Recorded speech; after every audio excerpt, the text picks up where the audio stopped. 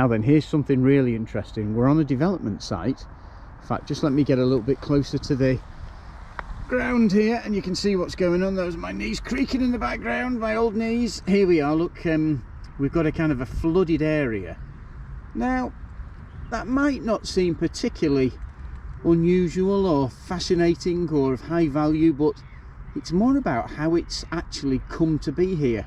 So if I just stand up again, cue creaky knees again, what you can see here is a great big spoil mound that's been dumped here by the people who are going to undertake the development on the site, and that has caused this area to pond up and to hold water possibly longer than it would do.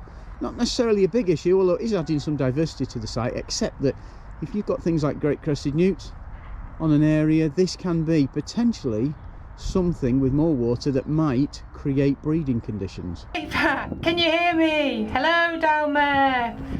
Come and have a look over here, there's something else you want to see. So here we have another common issue that we see on development sites. Someone has been here and done some tree work, some tree felling, but unfortunately they've left all the brash here. We're about halfway through March, beginning of the breeding season.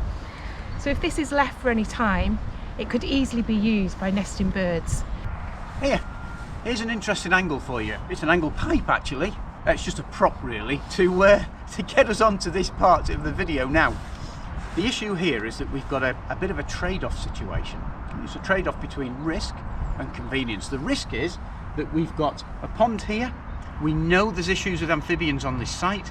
We've got some newt fencing in the background. There's a risk of great crested newts being here, and the problem is storage of materials like this can cause an issue because the newts can actually get shelter underneath them, which means that they, strictly speaking, they become legally protected because they're part of a river refuge or a sheltering area for those newts. The convenience, the other side of the trade-off is the convenience, and it's really very convenient sometimes for developers to store materials or to place materials very close to where they're going to need them. But there's a problem, isn't there? On this site, can you see the issue here? You've got a lot of materials stored in a place where they're creating potential problems. There's a much better example just across the road here where materials have been stored better, much more carefully on pallets, raising them off the floor and reducing that level of risk.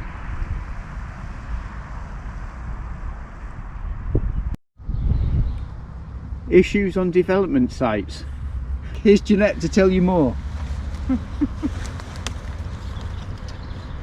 not sure I need to really explain it. I mean, it's a hole in a fence. This is a newt fence. We've actually walked down the boundary this morning, and up until this point it has been maintained and kept intact, but unfortunately you can see here it's ripped and it's now no longer doing what it's been designed to do.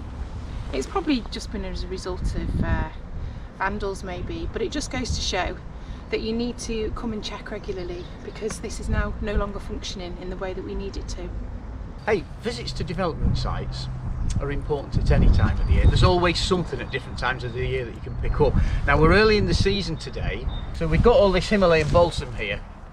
See, just seedlings really. Not really that identifiable unless you know what you're doing, but very important to be able to recognise it at this time of year. On this site, it's actually in close proximity to the newt fence, which needs maintaining, so there's a kind of a double issue there as well. And what I'm looking at here is the old dead stems of the balsam from last year, which again are really important to be able to recognise. So multiple issues, even at this stage of the year, we can recognise those and start to plan a little bit for the future what we're going to do about them, how we're going to advise people about them.